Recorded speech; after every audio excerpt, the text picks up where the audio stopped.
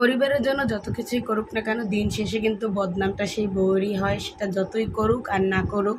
আসসালামু আলাইকুম, কেমন আছেন সবাই? একেবারে ভোর থেকেই শুরু করে দিলাম ভিডিওটা। আজকের সকালবেলা উঠেই ভাত আর আলু সেদ্ধ বসিয়ে দিয়েছি, কারণ আজকের বাজারটা বিকেলেই করা হবে আমাদের ঘরে, যেহেতু অনেক কিছুই কেনাকাটার বাকি আছে আর ঈদও চলে আসছে সামনে। এই জন্য টুকিটাকি বাজার সদাই এখন থেকেই করে রাখা ভালো, যেহেতু বড় ফ্যামিলি আমাদের, তো বাজার সদাই টুকটাক করে করতে হবে, নয়তো বা তো দেরি হয়ে যায় বা আস্তে আস্তে আনতেও অনেকটা সময় লাগে। আমাদের ফ্যামিলিতে যেহেতু আমার শাশুড়ি বাজার করে, আমার হাজব্যান্ড, শ্বশুর কিংবা দেবর এরা কেউই তেমন সময়ও পায় না আর সুযোগ করে ওঠেও না, যেটা বিগত দিনে হয়ে আসছে সেই নিয়মেই সবাই চলছে। যেহেতু তার মা ছোটোবেলা থেকেই বাজার সদাই করে, তাই তার উপরেই সব কিছুর বহন হয়। একটা মেয়ে মানুষ যখনই তার শরীরে বউয়ের সিল পড়ে, তখনই কিন্তু সে দায়িত্ব কাঁধে নিয়ে চলা শুরু করতে থাকে। সে যত ছোট বয়সী হোক না কেন কিংবা বড় বয়সী হোক না কেন।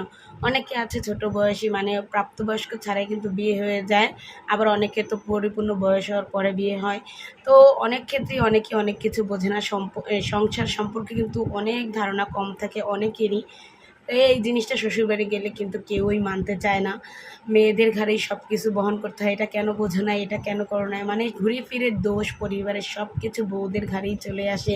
সেটা আমার শাশুড়ি, আমি কিংবা আমার মা, বোন যেই আছে সে সবার ক্ষেত্রেই যতটুকুই করুক না কেন এত কিছু করে আমার শাশুড়ি ফ্যামিলির জন্য বাজার সদায়, তারপরও দিন শেষে তারই বড় দোষ হয়, বদনাম হয়, কেন এটা করো না, এটা আনো না কেন, তাহলে তুমি বেশি বোঝো।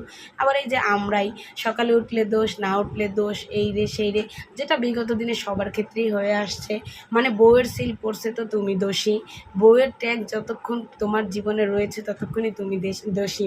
আর যতক্ষণ না তুমি বউয়ের ট্যাগ গায়ে লাগাচ্ছ, মানে বিয়ে না হচ্ছে, ততক্ষণ কিন্তু তুমি স্বাধীন, একেবারেই স্বাধীন। সেটা বাপের ঘরে হোক কিংবা ব্যাচেলার থাকো, লেখাপড়া করো, তোমার মতো তুমি চলতে পারবে, কারো কথাও শুনতে হবে না আর কখনোই কাউকে দায়বদ্ধতাও দিতে হবে না কোনো কিছুরই।